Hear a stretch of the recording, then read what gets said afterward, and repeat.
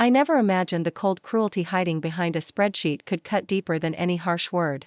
That night, when I saw the list, my expenses itemized like a budget line, it broke something inside me I didn't know was still whole. The woman I thought I knew, the daughter-in-law I had loved like my own child, had reduced me to numbers on a screen. Today, I'm going to tell you something I never thought I would share. And if for even a second this feels familiar, I only ask that you like this video and subscribe. It will help me keep opening my heart. My name is Margaret, and I'm 73 years old. I live in a cramped one-bedroom apartment on the Upper East Side of Manhattan, where the rent swallows half my Social Security check each month. The walls are painted that institutional beige you see in hospitals, and the carpet has seen better decades. Every morning, I wake to the symphony of New York, car horns, sirens, the neighbor upstairs who seems to wear concrete shoes. The radiator clanks like an old ghost, and there's always that faint smell of mildew that no amount of air freshener can quite mask. I thought I was living a quiet life of purpose. My daily routine had become a carefully choreographed dance of quiet desperation. I'd wake at 6:30, make instant coffee in the same chipped mug my late husband gave me 40 years ago, and sit by the window watching the city wake up. The smell of that bitter coffee mixed with the mustiness of my apartment had become the scent of my existence. After breakfast, I'd sweep the small space, maybe dust the few photographs I still kept on the windowsill. Pictures of Danny when he was little, gap-toothed and grinning. Pictures of his wedding day, when Jessica looked at him like he hung the moon. Pictures of my granddaughter Emily taking her first steps in Central Park. Those photos were my anchors, the only proof I had that I mattered to someone once upon a time. Then came the phone calls. Or rather, the lack of them. I'd dial Danny's number, listening to it ring and ring before going to voicemail. "Hi honey, it's Mom. Just checking in. Love you." I'd hang up and tell myself he was busy. Busy with work, busy with life, busy being 26 and married and important. I'd call Emily's house, hoping to catch my granddaughter before school, but Jessica would answer with that tired sigh in her voice. "She's getting ready, Margaret. Can you call later?" Later never seemed to come. The loneliness had weight to it. It sat on my chest like a cat, heavy and persistent. I'd find myself talking to the television, responding to game show hosts like they were old friends. The mailman knew me by name because I'd linger at the mailbox, desperate for human contact that lasted longer than 30 seconds. But I kept hope alive with small rituals. Every Thursday, I'd walk 6 blocks to the little Italian market where Mrs. Rossini still remembered my name. I'd buy fresh basil and tomatoes, imagining the family dinners I used to cook. The kitchen in my old house in Queens, with its yellow walls and the round table that seated 8 comfortably. The smell of garlic sautéing, the sound of laughter echoing off the cabinets. That was before the divorce. Before I had to sell the house to split assets with Harold, my husband of 38 years who decided at 65 that he wanted to find himself with a woman named Cheryl who managed the customer service department at the bank. Before I learned that finding yourself apparently required abandoning the woman who raised your children and managed your household and supported your dreams when you wanted to start that landscaping business that never quite took off. But I had Danny. My baby boy, my only child, the light of my life. Even after the divorce, even after I moved to this shoebox apartment, I had him. And when he married Jessica 5 years ago, I thought I was getting a daughter too. She was beautiful in that effortless way some women are, with honey-colored hair and green eyes that seemed to see everything. She worked in marketing for a tech startup, spoke confidently about investments and cryptocurrency and building wealth. She was smart, ambitious, everything I'd hoped my son would find. The first crack appeared so gradually I almost missed it. It was little things. The way Jessica's smile would falter when I offered to help with dinner. How she'd redirect conversations when I asked about their finances, which I only did because I worried about them. Young couples starting out in New York, it's not easy. I remembered how hard it was for Harold and me in the beginning. I started sending money without being asked.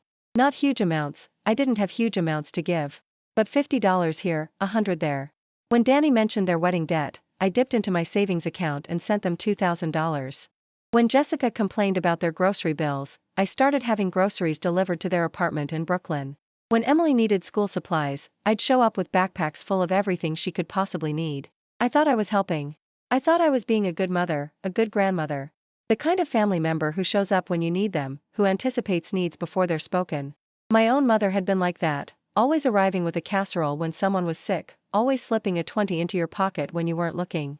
But Jessica's responses grew shorter. The thank you calls became thank you texts, then just thumbs up emojis. When I'd call to check if the groceries arrived safely, I could hear the impatience in her voice. "Yes, Margaret, they're fine. Thank you." The warmth had leached out of our conversations like water from a broken pipe. Danny seemed caught in the middle, my poor boy. When I'd express concern about Jessica's coolness toward me, he'd make excuses. "She's stressed about work, Mom. You know how it is." Or, "She's just tired. The baby's been keeping them up." Emily was 3 now, hardly a baby, but I didn't correct him. I wanted to keep the peace. The worst part was how they'd include me just enough to keep me hoping. A birthday dinner where I felt like a stranger at my own celebration. Christmas morning where I'd arrived to find the gift opening already finished. "Oh, we started early because Emily was so excited," Jessica would say, not meeting my eyes. I'd sit on their couch, surrounded by wrapping paper that didn't include any presents I'd wrapped, feeling like an intruder in their happiness. But I kept giving. When they mentioned wanting to buy a car, I liquidated a small certificate of deposit and sent them $5,000. When Danny lost his job at the advertising agency, I started sending them $800 a month to help with rent. I ate ramen noodles and skipped medications to make sure I could help them stay afloat. Jessica never asked directly. She was too smart for that. Instead, she'd mention things in passing during our increasingly rare conversations. "Emily needs new shoes, but with Danny being out of work." Or, "I don't know how we're going to manage the rent increase." I'd lie awake at night worrying about them, then wake up and transfer money to their account. The isolation was becoming unbearable. Weeks would pass without a real conversation with another human being. I'd go to the grocery store and find myself lingering in the checkout line, chatting with the teenage cashier about her classes just to hear someone respond to my voice. I'd take long walks through Central Park, sitting on benches and watching families, imagining myself into their happiness. My arthritis was getting worse. My left knee would lock up without warning, sending sharp pains up my leg. But when I called Jessica to tell her about my diagnosis, she cut me off. "That's rough, Margaret. Listen, I'm in a meeting. Can we talk later?" Later never came. When I followed up with a text about my doctor's appointment, she sent back a brief, "Hope it went well." The loneliness had texture now.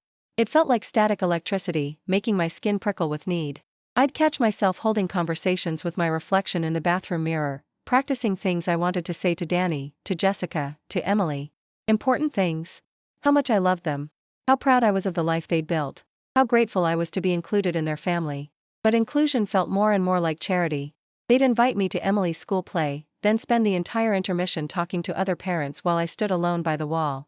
They'd ask me to Sunday dinner, then spend the meal discussing people I'd never met and inside jokes I didn't understand. I was there, but I wasn't really there. The breaking point came on a Tuesday in March.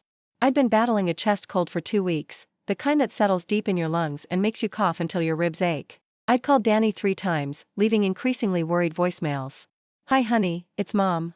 I'm not feeling great, and I know you're busy, but could you call me back?" Nothing. I called Jessica directly, something I rarely did. She answered on the 4th ring, sounding annoyed. "What is it, Margaret?" "I've been sick," I said, hating how small my voice sounded. "Really sick. I'm scared it might be pneumonia." There was a pause. I could hear typing in the background. "Have you been to the doctor?" "I can't afford the copay right now. I sent you and Danny money for your car insurance last week, and my budget is tight until my Social Security comes in." The typing stopped. "Margaret, we didn't ask you to send that money. But the insurance was due, and Danny mentioned, look, I can't deal with this right now. I'm swamped at work. Take some cough syrup and get some rest. You'll be fine." She hung up. I sat there holding the phone, listening to the dial tone, and something fundamental shifted inside me. The realization came slowly, like sunrise through heavy clouds. They didn't want my help. They took it because it was convenient, but they didn't want it. More importantly, they didn't want me. That night, I couldn't sleep. I kept replaying conversations, looking for signs I'd missed. The way Jessica's jaw would tighten when I offered to contribute to family dinners. How Danny would change the subject when I asked about their financial goals. The uncomfortable silence when I'd suggest family activities. I was buying my place in their lives, and the price kept going up while the welcome kept wearing thinner. The next morning, weak with fever and exhausted from coughing, I decided to check my bank account online. I needed to see exactly how much I'd been giving them, how much of my own security I'd sacrificed for their comfort. I logged into my laptop, ancient and slow but functional, and pulled up my bank statements. The numbers were staggering. Over the past year, I'd sent them nearly $15,000. Money I didn't have. Money I'd scraped together by skipping meals, avoiding doctor visits, wearing the same 3 outfits in rotation to avoid buying clothes. I'd been systematically impoverishing myself to subsidize their lifestyle. But the real shock was still coming. I needed to access our shared family account, the one Jessica had set up so I could easily transfer money to them when they needed it. I typed in the password, but it didn't work. I tried again, thinking I'd mistyped. Nothing. I tried the backup password Danny had given me. Still nothing. A cold dread settled in my stomach. I called the bank's customer service line, waiting on hold for 23 minutes before reaching a human being. "I'm having trouble accessing my joint account," I told the representative. "Let me look that up for you. Can you verify your social security number?" I gave it to her, along with my birthdate and address. "I see the issue," she said. "You were removed as an authorized user on this account 3 days ago." The words hit me like a physical blow. Removed? By whom? The primary account holder. "Would you like me to transfer you to someone who can help you set up a new account?" I hung up without answering. They'd cut me off. Not only were they not grateful for my help, they'd actively blocked my ability to continue helping them. I sat there in my dim apartment, surrounded by the smell of mildew and instant coffee, feeling more foolish than I'd ever felt in my life. But I wasn't done being shocked. Later that afternoon, desperate for some kind of understanding of what had happened, I decided to log into the family Google account Jessica had set up for sharing photos and documents. She'd given me the login information years ago so I could see pictures of Emily. I rarely used it, but I was grasping for any connection to my family. I typed in the familiar web address, entered the password, and found myself looking at a folder structure I'd never seen before. There were folders for Emily's school, house hunting, vacation plans, and, my blood went cold, mom expenses. My hands trembling, I clicked on it. What I found there will haunt me for the rest of my life. It was a spreadsheet. A meticulously detailed, color-coded Excel document titled Margaret Monthly Expenses, Cost Analysis. Every penny I'd given them over the past 2 years was listed. But not as gifts. As debts. Money they believed I owed them. Grocery deliveries I'd arranged, mom's food costs, $127.43, money I'd sent for Emily's school supplies, grandparent obligation contribution, $89.22, the emergency fund I'd provided when Danny lost his job, mom's housing assistance obligation, $800, each entry had a note column. The comments made my chest feel hollow. Margaret insists on expensive organic items we didn't request. These supplies are excessive and wasteful. She lives rent-free in our lives, this is her share. But the worst was at the bottom of the document. A running total labeled amount Margaret owes for family inclusion. The number was $847.23. $847. They believed I owed them money for the privilege of being included in their family. I scrolled through more documents in the folder. There were email drafts between Jessica and Danny discussing my financial contribution expectations. Messages planning how to manage mom's monetary insertion into our budget. A document titled Setting Boundaries with Margaret's Money Gifts. The cruelest discovery was a message thread between Jessica and her sister Sarah. Jessica writing, "She keeps sending money like we're some kind of charity case. It's embarrassing. And then she acts like we owe her quality time because she helped with groceries."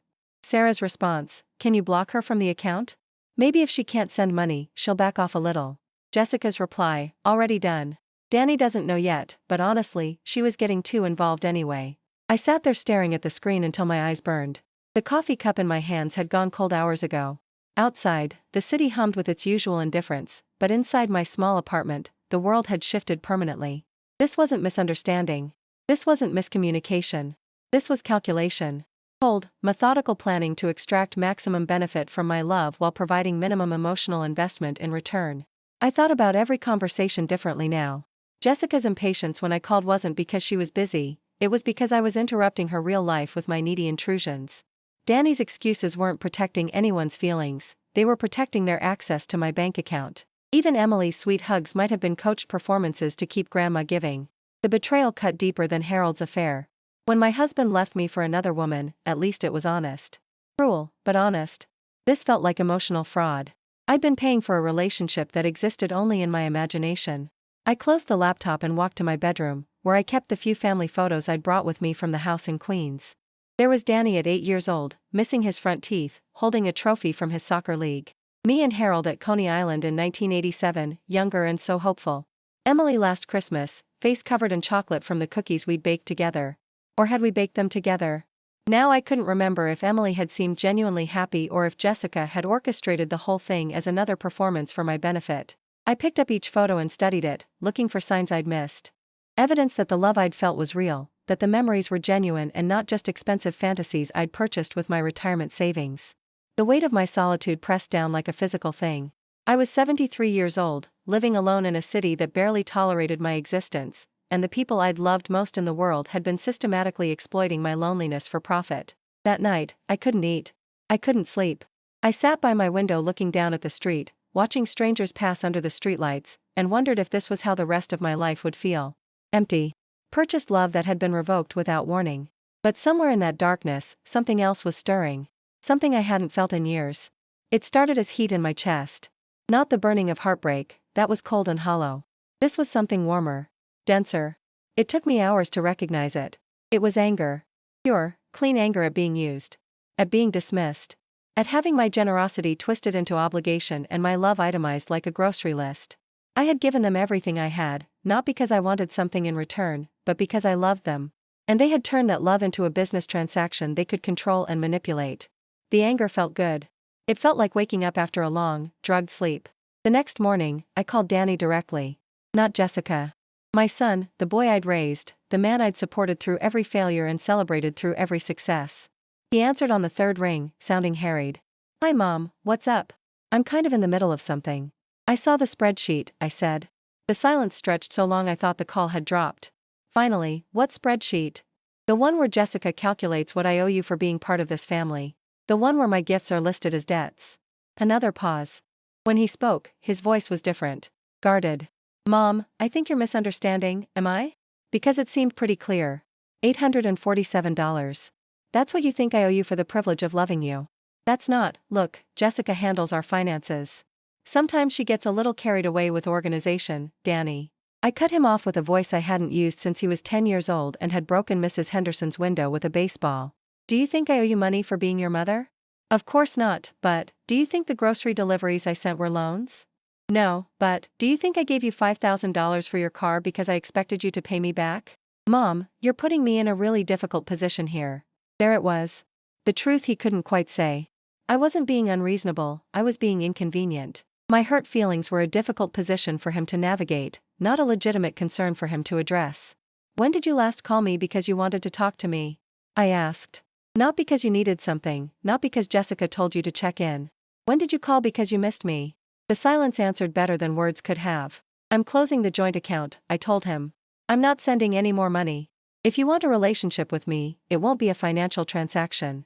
Mom, don't be dramatic. We can talk about this, we could have talked about it before you deleted me from the account without telling me. We're done talking, Danny. I'm done paying for a family that doesn't want me. I hung up. My hands were shaking, but not with fear. With something that felt like relief. Like setting down a weight I'd been carrying so long I'd forgotten it wasn't part of my body. Within 2 hours, Jessica called. I was almost too shocked to answer, she hadn't called me directly in months.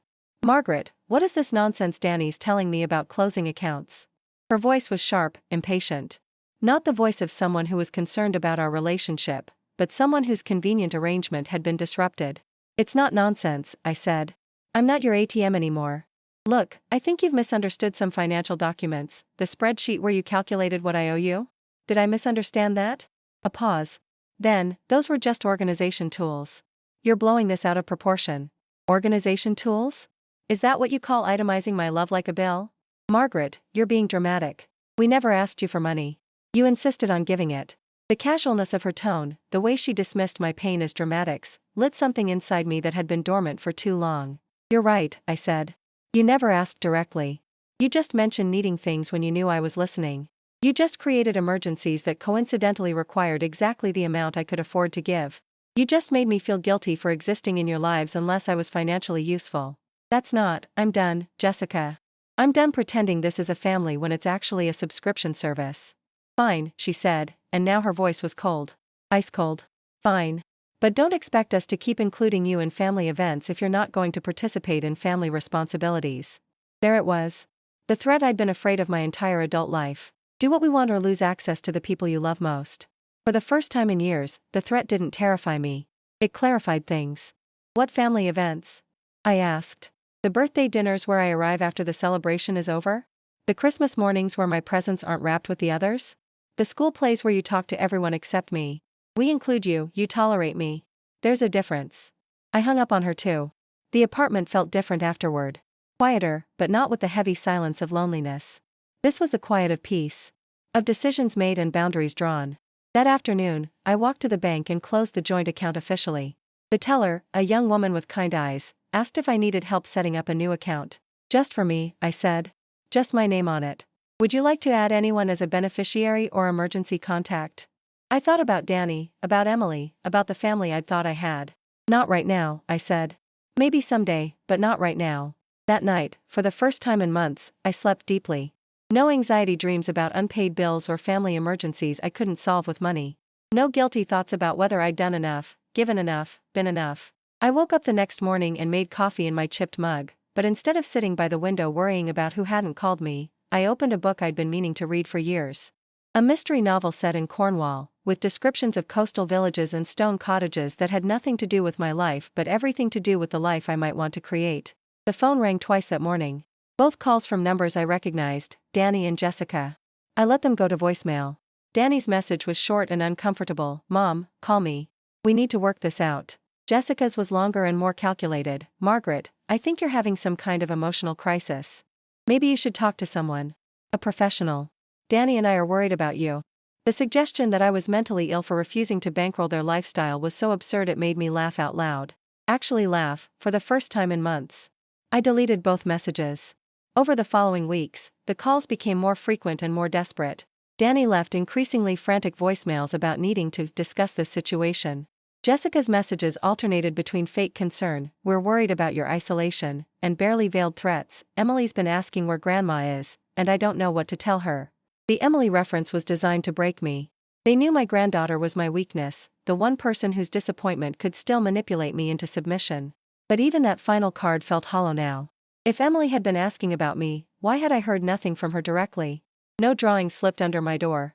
No surprise phone calls. No secret messages passed through sympathetic relatives. The truth was becoming clear, Emily probably wasn't asking about me at all. Or if she was being told I was busy, unavailable, not interested. My absence was being spun to make me the villain of my own exile. 3 weeks after I'd closed the account, Jessica showed up at my apartment building. I was coming home from the grocery store, walking slowly because my arthritis had been acting up. The elevator in my building was broken again, and I was dreading the 3-flight climb with my shopping bags when I saw her standing in the lobby. She looked exactly the same. Perfect hair, perfect makeup, perfect outfit that probably cost more than my monthly food budget. But there was something different in her posture. A tension around her eyes. Margaret, she said, not quite smiling. We need to talk. No, I said, we don't. Yes, we do. This has gone far enough. I adjusted my grip on my grocery bags and headed for the stairs. I'm not interested in whatever you're selling. She followed me up the first flight. I'm not selling anything. I'm trying to save our family. I stopped on the landing between floors 1 and 2. Our family? Is that what you call it? Look, maybe I wasn't as appreciative as I should have been. Appreciative? Jessica, you turned my love into a debt. You made me pay for phone calls and birthday invitations like I was renting space in your lives. That's not what happened. The spreadsheet says otherwise. She sighed, a sound designed to convey patience with an unreasonable person. Those documents were taken out of context. You're not seeing the full picture. Then show me. What? Show me the full picture. Explain to me how itemizing my groceries as money I owe you is taken out of context. We'd reached my floor. I fumbled for my keys, suddenly desperate to be behind my locked door. Margaret, stop being ridiculous. You know we care about you. I turned around to face her. When did you last ask how I was feeling? Not how I was doing financially, not whether I needed anything you could provide. When did you ask how I was feeling? She opened her mouth, then closed it. When did you last invite me somewhere because you wanted my company, not because you felt obligated? Another pause. When did you last tell me something about your life because you wanted to share it with me, not because you needed me to solve it with money? The silence stretched between us like a canyon. That's what I thought, I said, and unlocked my door. Wait. Her voice was different now. Sharper. Less patient. You can't just cut us off. We have expenses. Commitments. Emily's school costs are not my responsibility. You can't abandon your family.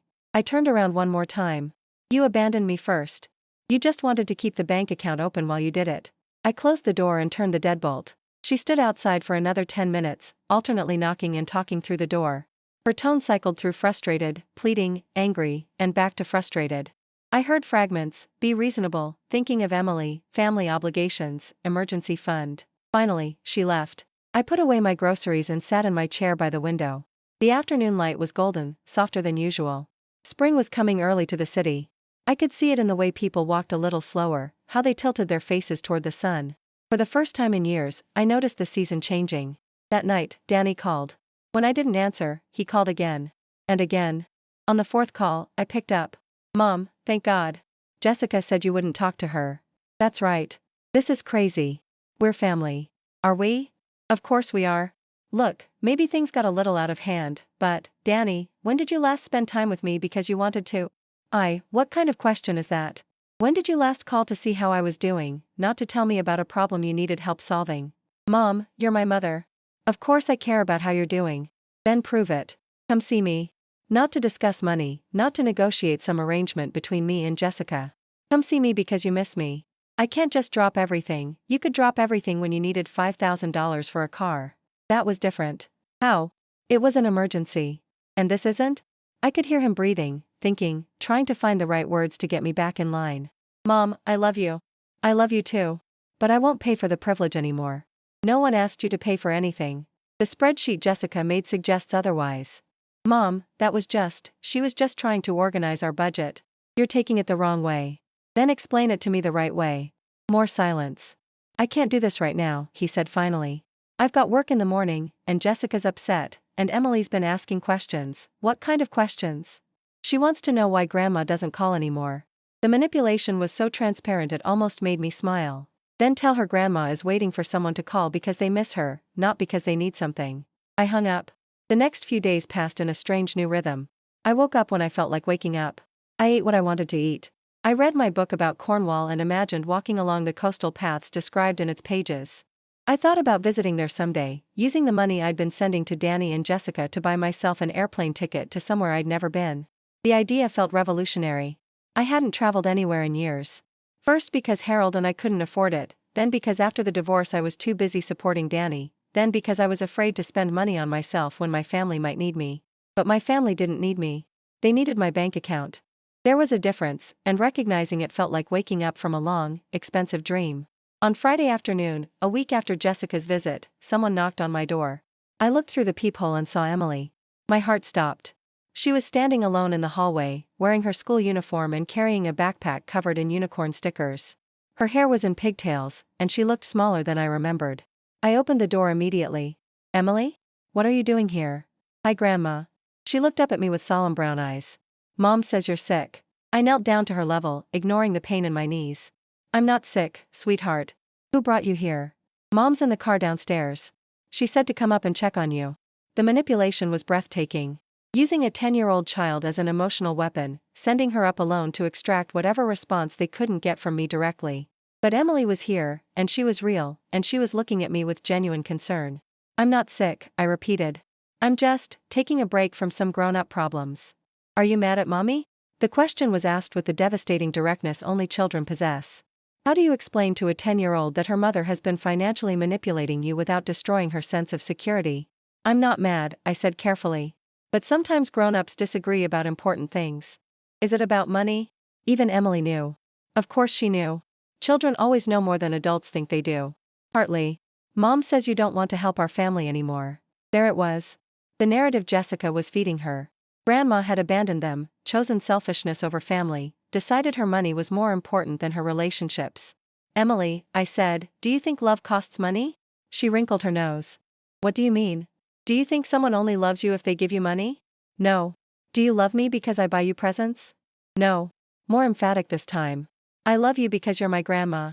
And I love you because you're my granddaughter. Not because of money, but because you're you.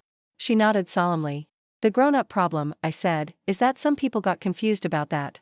They started thinking love was about money instead of about caring. Are you going to fix it?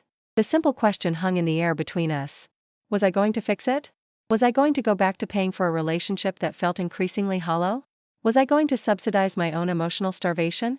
I'm going to try to fix it, I said. But fixing it might mean some things have to change. Will you still be my grandma? Always. Forever and always. She hugged me then, fierce and tight, and for a moment I allowed myself to hope that maybe not everything had been performance. Maybe this love, at least, was real. I have to go, she said. Mom's waiting. I know. Emily? Yeah? If you ever want to call me, just to talk, you can. Okay? You don't need permission. She nodded and headed toward the stairs. I watched her go, and then I closed my door and sat down heavily in my chair. The encounter had shaken me more than I wanted to admit. Emily's presence, her questions, her simple acceptance that love shouldn't cost money, it all reminded me of who I'd been before this mess began. But it also reminded me of who I'd become. A woman who could be manipulated through her grandchild, who could be guilted into financial submission by a 10-year-old's innocent questions. Jessica had sent Emily up knowing exactly what would happen.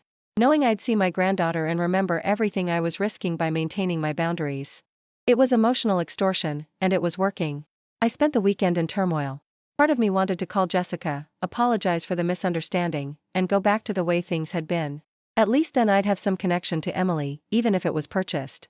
But another part of me, a part that was growing stronger every day, recognized the manipulation for what it was. They weren't trying to repair our relationship, they were trying to restore their access to my bank account. Emily's visit was just another strategy in a campaign to get me back in line. Sunday evening, I made a decision. I called Danny. Mom? Are you okay? I'm fine. I need to talk to you and Jessica. All of us together. That's great. I'm so glad you're ready to work this out. Tomorrow evening. 7 o'clock. My apartment. Sure, we can. And Danny? Come because you want to fix our relationship, not because you want to fix your budget. I hung up before he could respond. Monday passed slowly. I cleaned my apartment, not because it needed cleaning but because I needed something to do with my hands. I changed into my best dress, the navy blue one I'd worn to Danny's wedding. I put on lipstick and the pearl earrings Harold had given me for our 20th anniversary. If this was going to be the conversation that determined the rest of my relationships with my family, I wanted to look like someone whose opinions mattered. They arrived at 7:15. Jessica looked elegant as always, but I could see stress lines around her eyes. Danny looked uncomfortable, like a child who'd been called to the principal's office. Emily wasn't with them. Thank you for coming, I said, gesturing to my small couch. They sat down, both perched on the edge of the cushions like they were ready to leave at any moment. Mom, Danny began, I'm glad you're ready to put this behind us. I'm ready to talk, I corrected. That's not the same thing. Jessica shifted impatiently. Margaret, I think we all need to acknowledge that there have been some misunderstandings. Stop. They both looked surprised. Jessica, for the past hour, you've been preparing what to say to get me to resume sending you money. I can see it in your posture, hear it in your voice. You've practiced this conversation. She opened her mouth to deny it, then closed it. Danny, you came here hoping this was going to be quick and easy. That I'd gotten my complaints out of my system and now we could go back to normal. My son's face reddened slightly. I want you both to understand something. Normal wasn't working for me. Normal was killing me. Mom, let me finish. For the past 2 years, I have systematically impoverished myself to maintain access to a family that didn't want me. I skipped meals to send you grocery money. I went without medical care to help with your emergencies. I lived in isolation and anxiety, afraid that if I stopped giving, you'd stop including me. That's not, Jessica started. The spreadsheet proves otherwise. Her jaw tightened. But the spreadsheet isn't even the worst part. The worst part is that you were right to think of me as a financial obligation instead of a family member. Because I let you. I trained you to see me that way by making my love conditional on my ability to solve your problems with money. Danny looked confused. Mom, your love was never conditional. Wasn't it? When was the last time I called you without offering to help with something? When was the last time I visited without bringing gifts or groceries or cash? The silence stretched between us. I turned myself into an ATM, I continued. And then I was shocked when you treated me like one. So what do you want? Jessica asked. Her patience was wearing thin. I want to know if there's a relationship here worth saving. Of course there is, Danny said immediately. Prove it. What do you mean?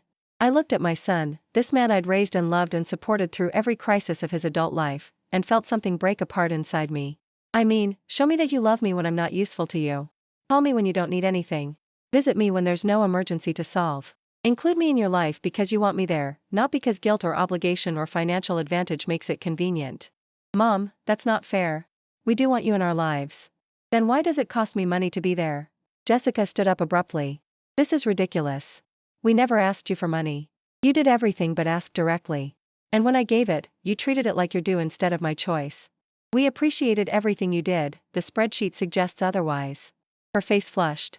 Those were private financial documents taken out of context. Then put them in context for me. Fine. She sat back down, her composure cracking. Fine. You want honesty? Here's honesty. You give money like other grandparents give hugs. Constantly, whether we want it or not, whether we need it or not. It's suffocating. The words hit like physical blows, but I made myself listen. Every conversation becomes about what you can do for us, what you can contribute, how you can help. You've made yourself indispensable by making us financially dependent, and then you act like we're ungrateful when we don't perform enough gratitude. Jessica, Danny tried to interrupt. No, let me finish. She wants honesty? Margaret, you don't give because you love us. You give because you're afraid we'll leave if you stop being useful. And that fear makes every interaction transactional. The apartment was completely silent except for the radiator's familiar clank. You're right, I said quietly. Jessica looked startled, like she'd expected me to argue. You're absolutely right. I was afraid you'd leave if I stopped being useful. So I made myself as useful as possible, and then I resented you for treating me like a service instead of a person. I looked at Danny. And you let it happen because it was easier than having a real relationship with me. Easier to let me solve problems with money than to actually include me in your lives. Mom, when did you last tell me about something good that happened to you? Not something you needed help with, something you were excited about. He thought for a moment, and I watched his face change as he realized he couldn't remember. When did you last ask my opinion about something that mattered to you? Another pause. When did you last call me just because you were happy and wanted to share it with someone? You're making this sound worse than it is, he said, but his voice lacked conviction. Am I? Jessica, when did you last have a conversation with me that wasn't about logistics or problems or things that needed to be managed? She didn't answer. The truth is, I don't know who you people are anymore. I know your financial problems. I know your scheduling conflicts. I know what you need from me. But I don't know what makes you happy. I don't know what you worry about when it's not money. I don't know what you dream about or plan for or get excited about. My voice was steady, but inside I was breaking apart. I've been trying to buy love from strangers who happen to share my DNA. We're not strangers, Danny said quietly. Aren't we? Danny, what's my favorite book? He looked blank. What's the last movie I saw? What do I do on weekends? Who are my friends? What am I afraid of besides losing you? Mom, those aren't fair questions. They're the questions people ask when they care about each other as human beings instead of as financial resources. Jessica stood up again. This is manipulative, Margaret. You're trying to make us feel guilty for accepting help you insisted on giving. You're right about that too. I am trying to make you feel guilty. Because I've spent 2 years feeling guilty for not giving you enough, and now I want to know if you're capable of feeling guilty for taking too much. We never took anything you didn't offer. The bills suggest otherwise. The spreadsheet where you calculated what I owed you for being part of this family suggests otherwise. Those numbers weren't, Jessica. I cut her off with a voice that surprised me with its firmness. Stop lying. Please. Just for 5 minutes, stop managing the narrative and tell me the truth. She stared at me for a long moment. When she spoke, her voice was different. Colder, but more honest. Fine. The truth is that your constant financial interference made it hard to respect you. You never let us solve our own problems or make our own mistakes. Everything became about what Grandma could provide instead of what we could accomplish. And the spreadsheet? The spreadsheet was my way of tracking how much our relationship was costing us. Not just money. Emotional energy. Time spent managing your expectations. The obligation to include you in things because you'd paid for them. The honesty was brutal, but it was also clarifying. So you never wanted the money? We wanted the self-respect that comes from not needing it. I looked at Danny. Is that how you feel too? My son looked miserable. Mom, it's complicated. No, it's not. It's simple. Either you want a relationship with me or you don't. Either you love me or you don't. The money was just my way of avoiding finding out the answer. I love you, he said, and for the first time in months, his voice sounded genuine. Then show me. Not with words. With choices. With time. With attention that doesn't come with a price tag. What does that look like? Jessica asked. I don't know. We'll have to figure it out together. But it starts with me stopping the financial support entirely. What if we have real emergencies? Danny asked. Then you'll handle them like adults. Like the capable, intelligent people I raised you to be. And what if we can't? Then you'll figure out other solutions. Credit cards. Loans. Side jobs. The things everyone else does when they need money. But your family, he said. Exactly. I'm family. Not a bank. Jessica was quiet for a moment, then, what if you stopping the money changes how much we see each other? It was the question I'd been afraid to ask myself. Then I'll know the relationship wasn't real to begin with. And you're willing to risk that? I thought about the past 2 years. The anxiety. The sleepless nights.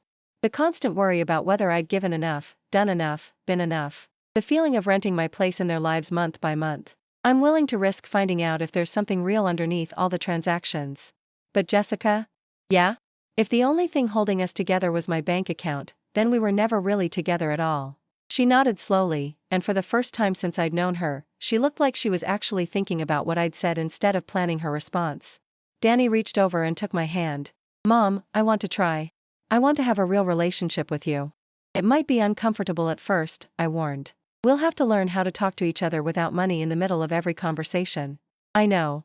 And Jessica, if you discover that you actually don't like me when I'm not financially useful, I'd rather know that than keep paying for the illusion that you do. She was quiet for a long time. Finally, that's fair. They left shortly after, with awkward hugs and promises to call soon. I watched them go and felt something I hadn't experienced in years, hope mixed with genuine uncertainty. I didn't know if we'd be able to build something real together, but for the first time, I knew we were going to try without money mediating every interaction. That night, I called my bank and set up a separate savings account. I transferred the money I would have sent them over the next 6 months into it instead. If we managed to rebuild our relationship, maybe I'd use that money to take them all on a real vacation someday. Not because they needed it, but because we wanted to be together. If we couldn't rebuild the relationship, maybe I'd use it to take myself to Cornwall. Either way, I was done paying for love. I was old enough and brave enough to find out if it could be given freely or not at all. The weeks that followed were strange and difficult. Danny called twice, both times starting conversations about his work before catching himself and asking about mine instead. Our talks were stilted, but they were happening.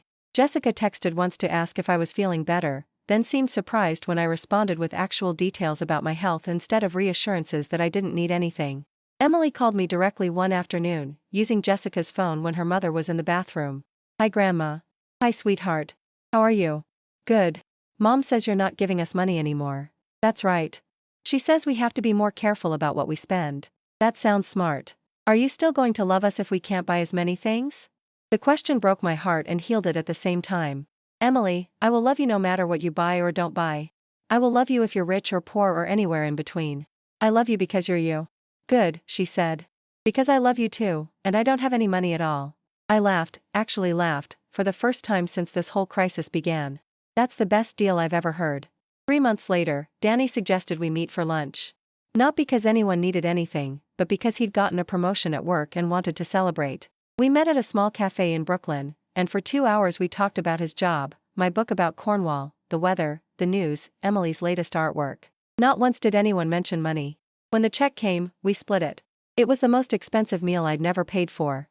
6 months after I'd closed the joint account, Jessica called and asked if I wanted to go shopping with her and Emily. Not for groceries or necessities, but for fun. We wandered through thrift shops in the village, trying on ridiculous hats and laughing at overpriced vintage dresses. Emily found a compass at an antique stall and asked if she could buy it with her allowance. "What's it for?" I asked. "So I'll never get lost," she said seriously. I bought it for her, not because she needed me to, but because I wanted to. It cost $12, and it was the first money I'd spent on my family in 6 months. It felt like giving a gift instead of paying a bill. A year later, I used the money from my secret savings account to book tickets to London. I invited Danny, Jessica, and Emily to come with me, paying for the trip not out of obligation but out of joy. We spent a week exploring castles and museums, riding trains through the countryside I'd dreamed about in my small apartment. On our last day, we took a bus to Cornwall. The coastal paths were exactly as beautiful as the book had described them. We walked along the cliffs, the 4 of us, talking and laughing and being together because we wanted to be. That evening, as we watched the sunset over the Atlantic, Emily handed me her compass. "What's this for?" I asked. "So you'll never get lost either," she said. I looked at this family I'd almost bought and lost and found again, and realized I'd never been more found in my life. The compass sits on my windowsill in New York now, next to the photos I've started displaying again. Pictures of Danny as a boy, yes, but also new pictures. Emily and me on the train to Cornwall. Jessica and me laughing over tea.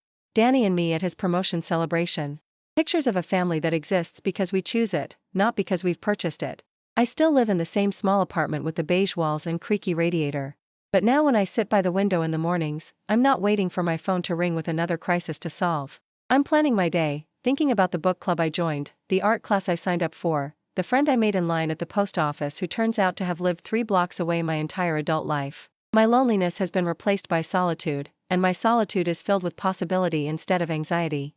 The phone does ring now. Danny calls to tell me about funny things that happened at work. Jessica texts me articles she thinks I'd find interesting. Emily leaves voicemail singing songs she learned at school. None of them cost me anything except the time I'm happy to give. Sometimes people say they don't understand how I could have cut off financial support to my own family. They say they could never risk losing their children over money. But I didn't risk losing my children over money. I risked finding out whether I actually had them to begin with. And the discovery was worth every uncomfortable conversation, every moment of uncertainty, every night I lay awake wondering if I'd made the biggest mistake of my life. Because now I know that the love I'm getting is real. It's not purchased, not performance, not payment for services rendered. It's the kind of love I always wanted to give and never learned how to receive. I learned that family isn't a debt you pay or a service you purchase. It's a choice you make, again and again, to show up for each other not because you have to, but because you want to. And I learned that the difference between love and transaction is the difference between feeling grateful and feeling owned. I will never let anyone own me again. Not with guilt, not with obligation, and certainly not with their interpretation of what family means. Family means choosing each other freely, supporting each other willingly, and loving each other without keeping score. It took me 73 years to learn that lesson, but I'm planning to practice it for however many years I have left. And those years are looking brighter every day. The transformation didn't happen overnight, of course. There were setbacks and awkward moments and times when the old patterns tried to resurface. Like the evening Danny called in a panic because their washing machine had broken and they couldn't afford to replace it. My first instinct was to offer to buy them a new one, but I caught myself before the words left my mouth. Instead, I asked questions. Had they looked into repair services? What about buying used? Did they know that some laundromats sold older machines at reasonable prices? We spent 20 minutes on the phone, not talking about money, but thinking through solutions together. 2 days later, he called to tell me they'd found a gently used washer for $200 and were thrilled with their detective work. He sounded proud, accomplished, like he'd solved a real problem instead of just accepting a bailout. I realized I'd never heard that tone in his voice before when it came to household challenges. That's when I understood what Jessica had meant about self-respect. I'd been robbing them of the satisfaction that comes from figuring things out, from being resourceful, from discovering their own capabilities. In my effort to protect them from every struggle, I'd been protecting them from every victory. There were times when Jessica seemed to forget about our new dynamic. She'd start to mention some financial concern, then catch herself and change the subject so abruptly it was almost funny. During one phone call, she began to say something about Emily's school fees, stopped mid-sentence, and spent 5 minutes talking about Emily's teacher instead. We both pretended not to notice the verbal swerve, but I could hear her working to maintain the boundary we'd established. Emily adapted to the change with the resilience children possess when adults finally start being honest with them. She stopped asking for things when she saw me and started telling me things instead. About her friends at school, about the book she was reading, about the hamster in her classroom named Mr. Whiskers who had learned to run on his wheel backwards. Our conversations became longer and more meandering. Instead of the efficient exchanges we'd had before, what she needed, what I could provide, thank you, goodbye, we talked about everything and nothing. I learned that her favorite subject was art, but she was conflicted about it because Jessica thought she should focus more on math. I learned that she worried about climate change and had started a recycling campaign at school. I learned that she sometimes felt lonely even when she was surrounded by people. These weren't expensive revelations. They didn't cost me anything but attention and time. But they were worth more than any gift I'd ever bought her because they were real. They were Emily, not Emily performing gratitude for Grandma's generosity.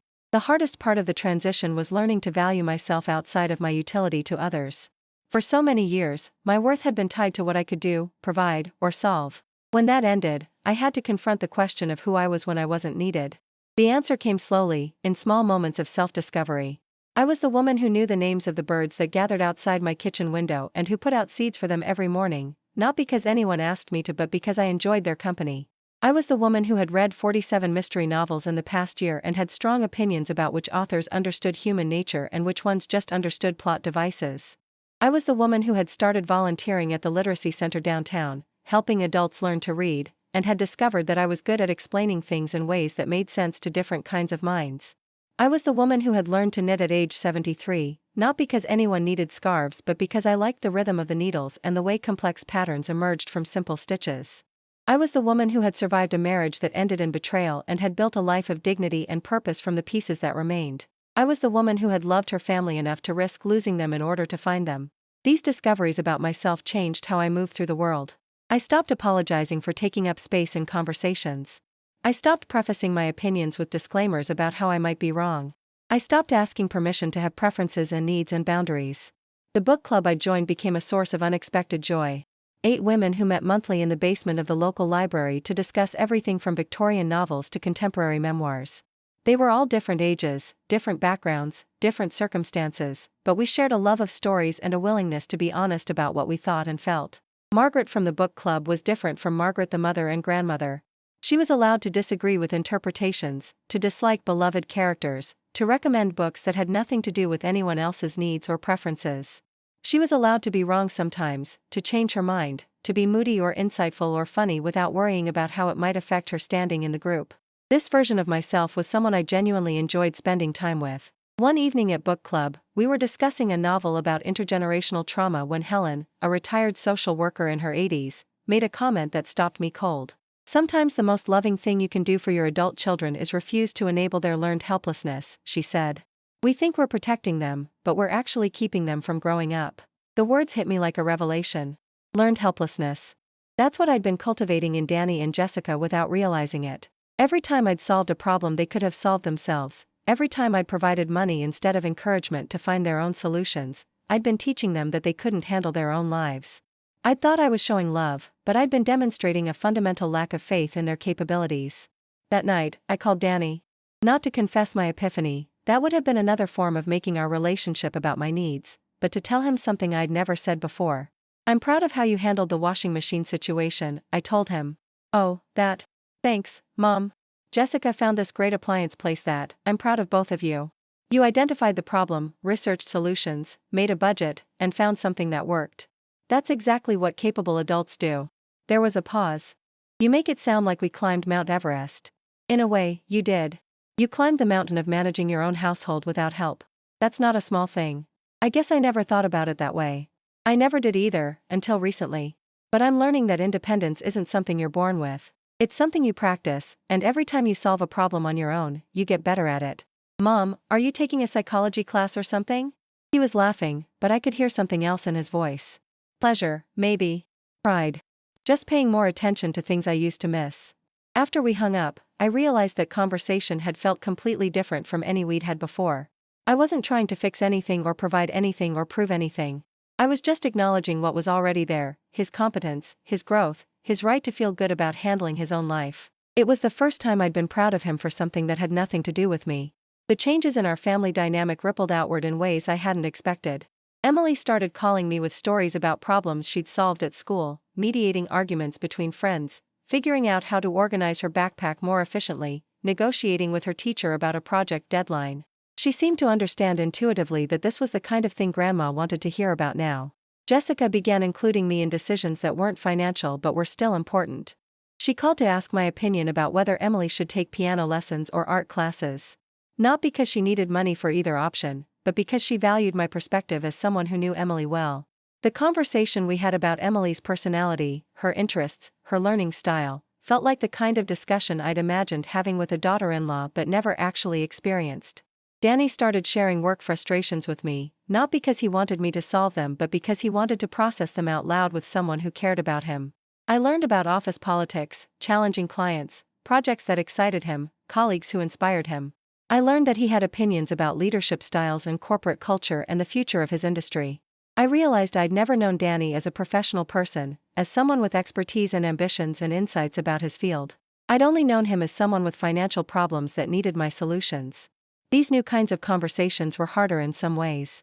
When someone tells you about money troubles, there's a clear response: offer help or don't. When someone tells you about a difficult boss or a frustrating project or a moral dilemma at work, you have to actually engage with them as a whole person. You have to listen carefully, ask good questions, offer thoughts that might be useful. But they were also infinitely more satisfying. Instead of being a human ATM dispensing solutions, I was being a human being offering presence, attention, and genuine care. 6 months after our confrontation, Jessica did something that surprised me more than anything else that had happened in this entire journey. She invited me to lunch, just the two of us, to celebrate her birthday. Not Danny's birthday, or Emily's birthday, or some family milestone. Her birthday.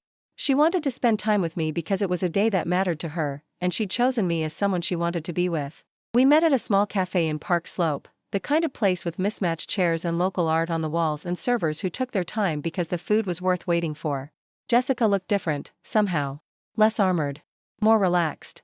"This is nice," I said as we settled into our seats. "Thank you for thinking of me.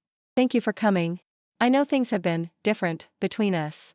Different isn't necessarily bad. No, it's not. Actually, I think it's been mostly good. Weird, but good. She ordered a glass of wine even though it was 2 in the afternoon, and I found myself liking this small rebellion against propriety. We talked about her job, which was going well, and her concerns about balancing work with motherhood, which were ongoing. We talked about books we'd both read, restaurants we wanted to try, places we'd like to travel someday. Halfway through lunch, she said something that made me put down my fork and really look at her. You know what's strange? I feel like I'm getting to know you for the first time. What do you mean? Before, every conversation was about logistics. What Emily needed, what we needed, what you could help with. I never learned what you actually thought about things. What your opinions were. What mattered to you outside of us. I'm not sure I knew what mattered to me outside of you, I admitted. That's kind of sad. It is. But it's also fixable. She raised her wine glass in a toast. To figuring out who we are when we're not managing each other. I clinked my water glass against her wine. To late in life discoveries. To better late than never. As we walked back to the subway after lunch, Jessica linked her arm through mine. It was such a simple gesture, but it felt revolutionary. Not the careful, obligatory contact of someone performing filial duty, but the casual affection of someone who genuinely enjoyed my company. Can I ask you something? She said as we waited for the train. Of course. Are you happier now? I mean, since you stopped helping us financially? I thought about it. Happier wasn't quite the right word. I was lonelier sometimes, because I'd had to rebuild my entire sense of purpose and identity. I was more anxious in some ways, because I'd had to confront the possibility that my family might not choose me if I wasn't useful to them. But I was also more myself than I'd been in years. I'm more honest now, I said finally. With you, with Danny, with myself. And I think honest is better than happy, most of the time. Even when honest is harder? Especially when honest is harder. She squeezed my arm. I'm proud of you, Margaret. I know that probably sounds patronizing, coming from me, but I am. It took courage to do what you did. It took desperation more than courage. Same thing, sometimes. The train arrived then, crowded and noisy and smelling like a mixture of coffee and exhaust and human complexity. We found seats across from each other, and as the car swayed through tunnels beneath the city, I realized that this ordinary moment, riding the subway with my daughter-in-law after an ordinary lunch, felt more precious to me than any of the elaborate celebrations I'd funded in the past. This was earned. This was chosen. This was real. 2 years after I'd first seen that spreadsheet, Emily asked me a question that made me realize how far we'd all come. Grandma, she said during one of our phone conversations, why do some families argue about money so much? What makes you ask that? My friend Sarah's parents are getting divorced, and she says it's because they can't agree about how to spend money. But money is just money. It's not feelings. That's very wise of you, Emily. But I don't understand why grown-ups mix them up. How do you explain to a 10-year-old the complex ways that money becomes intertwined with love, with power, with fear, with self-worth? How do you describe the way financial support can become both a gift and a weapon, both a blessing and a burden? Sometimes, I said carefully, people use money to say things they don't know how to say with words. Like I love you, or I'm sorry, or please don't leave me. That sounds confusing. It is confusing. That's why it causes problems. Is that what happened with us? Did you use money to say things? The directness of the question took my breath away. Emily had distilled the entire crisis down to its essence with the clarity only children possess. Yes, I said. I was afraid you wouldn't love me if I wasn't helpful, so I tried to make myself helpful with money. But that's silly, Grandma. I don't love you because you buy me things. I love you because you listen to me and you remember what I tell you and you laugh at my jokes even when they're not very good. You're right. It was silly. But sometimes grown-ups do silly things when they're scared. Are you still scared? Sometimes. But not about the same things. Good. Because you don't need to buy love, you know. Love is free. Out of the mouths of babes. That conversation stayed with me for days. Emily's casual confidence that love was free, that it didn't require payment or maintenance or constant negotiation, made me realize how distorted my understanding of relationships had become. Love was free. Not easy, necessarily, but free. It required time and attention and presence, but those weren't costs in the way money was a cost. They were investments in the truest sense, things you gave not because you had to, but because the return was worth more than what you put in. The return was connection. Understanding. The particular joy that comes from being known and accepted by people who choose to keep you in their lives. I'd spent so many years afraid that love was conditional, that it could be lost if I didn't pay enough or do enough or be enough. But Emily was right. The love worth having was free. The love that came with a price tag wasn't love at all, it was a service contract.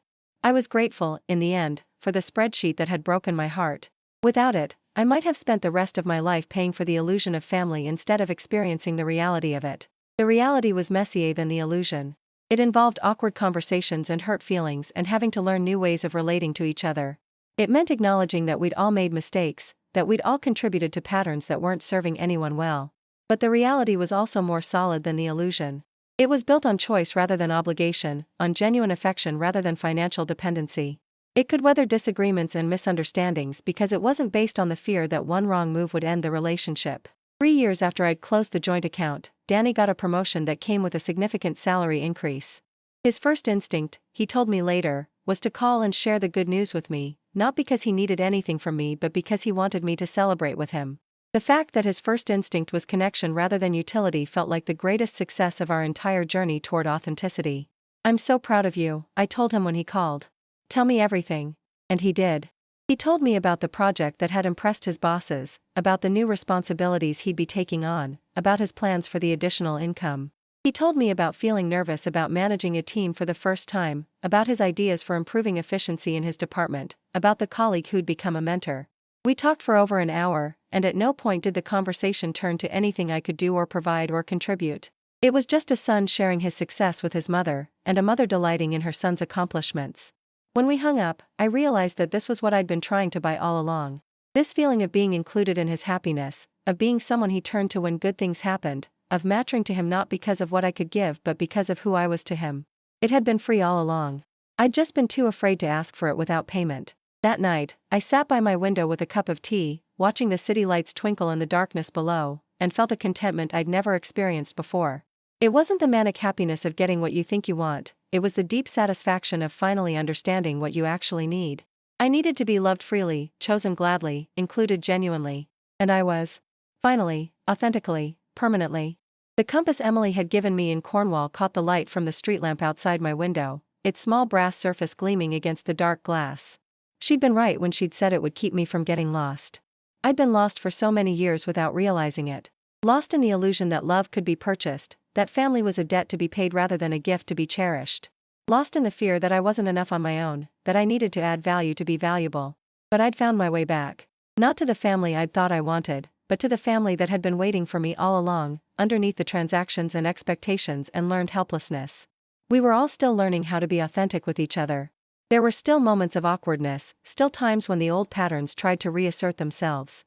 But we were learning, together, and that shared commitment to growth felt more precious than any gift I'd ever given or received. I discovered that the difference between love and transaction wasn't just philosophical, it was practical. Transactional relationships required constant maintenance, constant negotiation, constant fear that the terms might change. Love-based relationships were resilient. They bent without breaking, they allowed for imperfection, they grew stronger through honesty rather than weaker. Most importantly, I'd learned that it was never too late to choose authenticity over convenience, truth over comfort, genuine connection over the illusion of closeness. I was 75 years old now, and I was just beginning to understand what family meant. Better late than never, as Jessica had said. Much better late than never. The tea had grown cold in my hands, but I didn't mind. I had nowhere urgent to be, no crisis to solve, no relationship to maintain through financial intervention. I could sit here as long as I wanted, watching the city breathe around me, feeling grateful for the hard-won peace that filled my small apartment like a blessing. Tomorrow, Emily would call to tell me about her day. Danny would text me a funny meme he'd seen online. Jessica might send me a photo of something interesting she'd encountered on her morning run. These small connections, freely given and freely received, were worth more than all the money I'd ever spent trying to buy my place in their lives. I had learned the most expensive lesson of my life, that love cannot be purchased, only offered and accepted. And in learning that lesson, I had finally, truly, found my way home. Have you ever found yourself paying for love instead of receiving it freely? Have you ever discovered that a relationship you thought was based on caring was actually based on what you could provide? Tell me your story in the comments. Let's remind each other that we deserve love that doesn't come with a price tag. If this story resonated with you, please like this video and subscribe to my channel. Your support helps me continue sharing these difficult truths that might help someone else find their way back to authentic relationships. Sometimes the most loving thing you can do is to stop giving until you know whether someone actually wants what you have to offer, or just what you have to give. The difference might save your life.